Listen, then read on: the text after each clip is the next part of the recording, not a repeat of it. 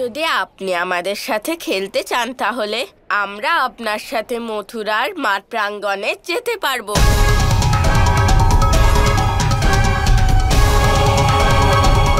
এই বাচ্চারা তো দেখছি খুবই বোকা। এরা নিজেরাই আমার সাথে মথুরা যেতে রাজি হয়ে গেল। এর ফলে তো মহারাজ কংসের কার্য আরো অনেক সহজ হয়ে যাবে।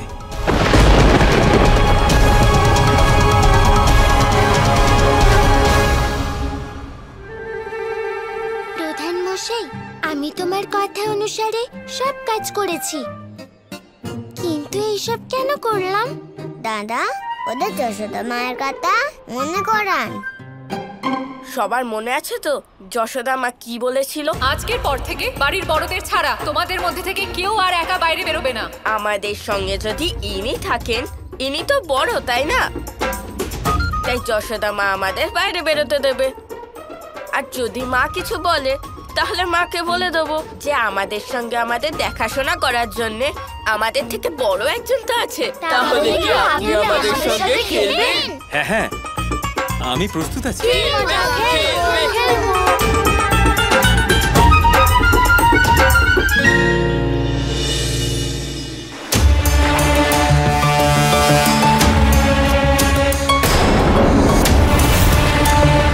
এই নদীর জলের আবার কি হলো? আপনি আমাদের সঙ্গে খেলতে এসেছেন না নদীতে ডুব দিতে? আমাদের শর্তার নিয়মের কথা আপনার মনে আছে তো? কারণ আমি বুঝিয়ে দিচ্ছি, আমাদের দলের মধ্যে যার বয়স সব থেকে বেশি তাকে সবার আগে আমাদের খুঁজতে হয়। তার মানে আমি? আপনি আমাদের সবার থেকে বড়, তাই এখানে দাঁড়িয়ে না থেকে যান আর ওখানে গিয়ে চোখ বন্ধ করুন। এ আমি কেমন বিপদে পড়লাম? আমরা ডাকলেই আসবেন, ঠিক আছে? ঠিক আছে ঠিক আছে, তোমরা যাও। চলো বন্ধুরা, আমরা লুকিয়ে পড়ি।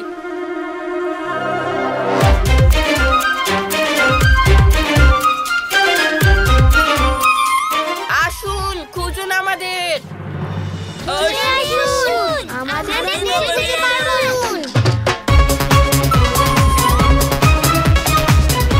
আমাদের খুঁজে বার করুন, নয়তো শর্তে হেরে যাবেন। আরে ওইদিকে নয়, এইদিকে আসুন। আরে তাড়াতাড়ি আসুন, আমাদের খুঁজে বের করুন। ছাড়বো না আমি তোমাদের। আরে এইদিকে আসুন। এ তো ছলনা হচ্ছে। আমার সাথে ছলনা করছো তোমরা। ওরা ছলনা করছে না, খেলা করছে। এবার তোমার সাথে লীলা করার সময় এসে গেছে।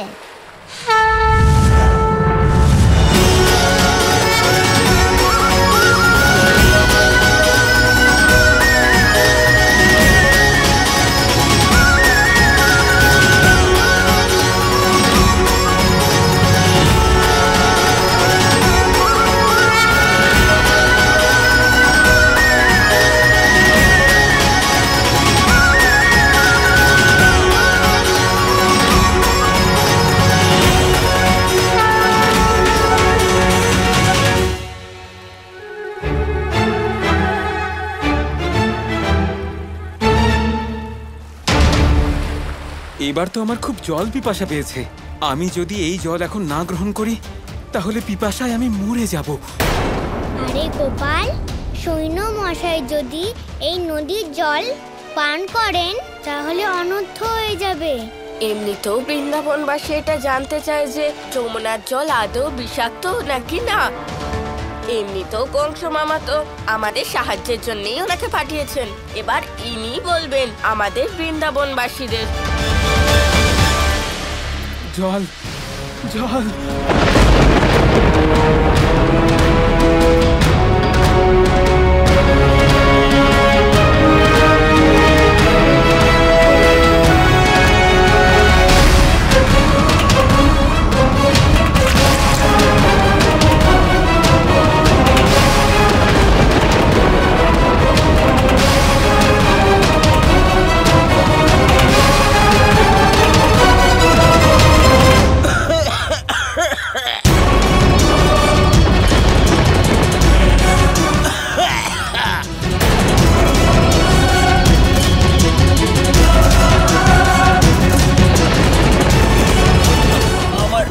কি হলো? বাঁচাও!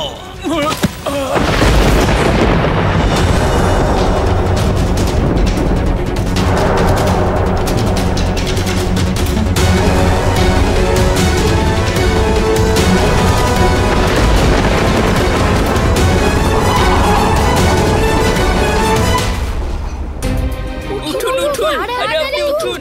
সৈন্যের এই অবস্থা হয়ে ভালোই হয়েছে গোপাল। না দাদা, ওকে একটা শিক্ষা দেওয়ার ছিল, যে শিক্ষাও পেয়ে গেছে।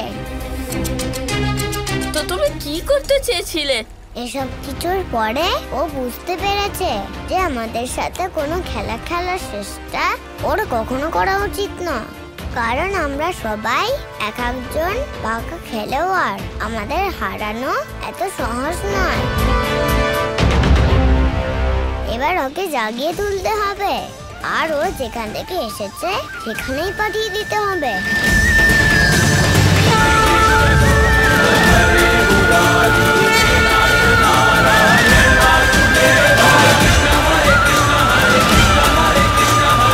আমার থেকে দূরে থাকো, সরে যাও এখান থেকে। আরে আপনার কি হয়েছে? এসব কি হচ্ছে আমার সাথে? আমি অজ্ঞান কি করে হলাম? এই যমুনা নদীর জল কালো হলো কি করে? সে তো আমরাও জানি না। এই কালো জল বিষাক্ত নাকি তাও জানি না। বিষাক্ত? আমাকে মেরে ফেলতে চাও তোমরা? আরে ও সৈন্য মশাই, আপনাকে কি আমরা বলেছিলাম যে যান আর গিয়ে জল পান করুন? আপনারই তো খুব তেষ্টা পেয়েছিল, তাই না?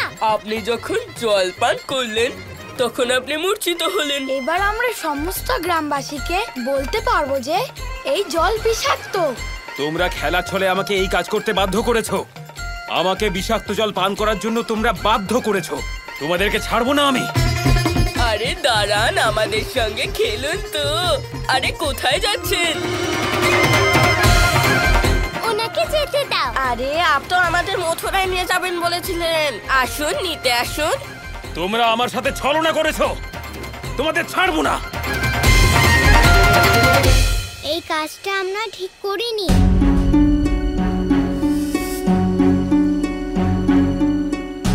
দাদারানী, কি হয়েছে?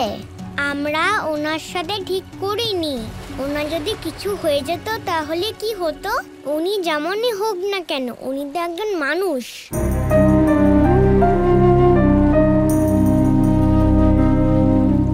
উনি যেমনই হোক না কেন, আমাদের ওনার মতন হওয়া একদম উচিত নয়।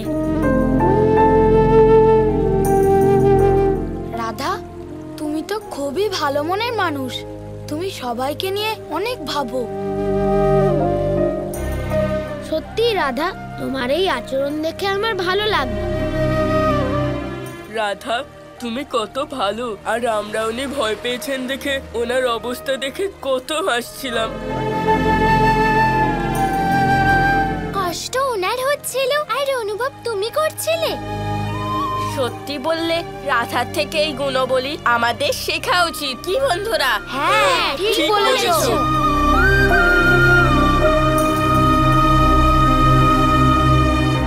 রাধা, আজ থেকে তুমি আমাদের দলের নতুন সদস্য। আমাদের দলে তোমাকে স্বাগত জানাই।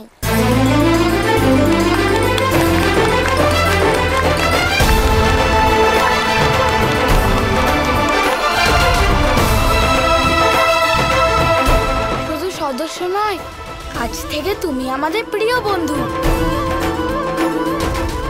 আমরা সবাই তোমার বন্ধু। আমরা সবাই তোমার সাথে খেলবো। হ্যাঁ রাধা।